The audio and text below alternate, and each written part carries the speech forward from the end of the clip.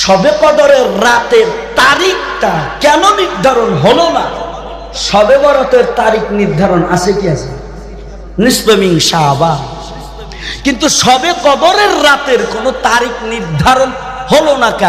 তারিখ নির্ধারণ হয়েছিল, কিন্তু এখানের ভিতরে একটা হিকমত আছে। নবীজি ভুলে গেলেন।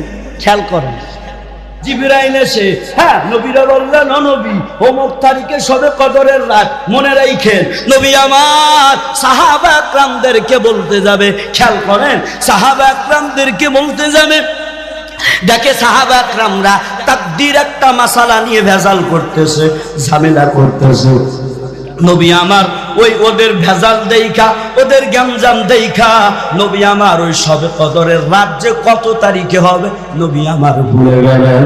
এবার ভুলে যাইয়া নবী কইরে, সাহাবা একরামেরা, শবে কদরের রাত রমজানের ভিতরে শবে কদরের রাত বড় ফজিলাতের রাত। জিবরাইল এসে আমাকে তারিখটা বলে গিয়েছিল, কিন্তু আমি তারিখটা ভুলে গেছি। তোমাদের এই ভেজালের কারণে তারিখটা ভুলে গেছি। এবার আল্লাহ রে হাবিব, ওরে মায়ার নবী আমার, তারিখ তো আপনারে আমি ভুলাইছি। আল্লাহু আকবার বলেন। কারণ এই শবে কদরের রাতে যদি আমি কই অমুক তারিখেই হবে, তাহলে সবাই ওই তারিখেই ইবাদত করবে।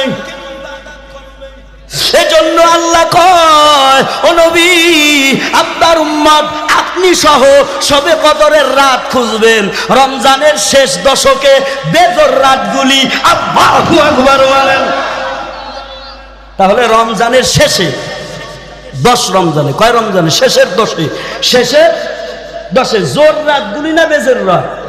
21 তারিখে শবে কদরের রাত খুঁজতে কইছে নবী। 23 রমজানে শবে কদরের রাত খুঁজতে বলছে। 25 রমজানে শবে কদরের রাত খুঁজতে বলছে। 27 রমজানে শবে কদরের রাত খুঁজতে বলছে। 29 বলেন কোন? 29 রাতে 29 রমজানে শবে কদরের রাত খুঁজতে বলছে।